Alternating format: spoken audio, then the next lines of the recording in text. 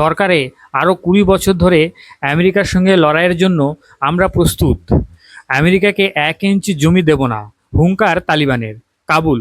৪ বছর আগে তালিবান সেনাদের হাত থেকে প্রাণ বাঁচাতে নিজেদের গড়া সেনাঘাঁটি তো বটেই, বিপুল সংখ্যক ট্যাঙ্ক, অস্ত্র, গোলাবারুদ ফেলে কোনো রকমের সামরিক কাপ্টারে চেপে আফগানিস্তান থেকে পালিয়েছিল আমেরিকার সেনা।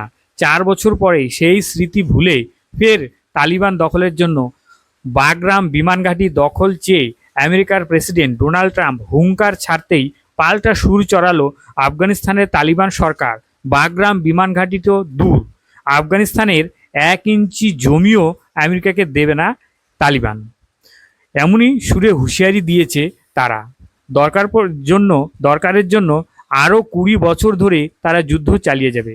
তালিবানের এই হুমকির পরে ট্রাম্প এখন কি করবেন সেই দিকেই তাকিয়ে আমেরিকা সহ নানা দেশ। দিন কয়েক আগে আফগানিস্তানের বাগরাম বিমান ঘাঁটিটি ফের নিজেদের দখলে নিতে চেয়ে প্রকাশ্যেই সুর চড়িয়েছিলেন ট্রাম্প।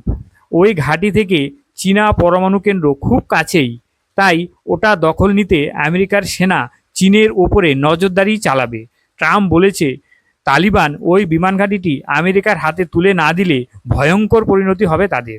এদিন তালিবানের তরফে ফসিউদ্দিন ফিতরাত বলেন, কিছু লোক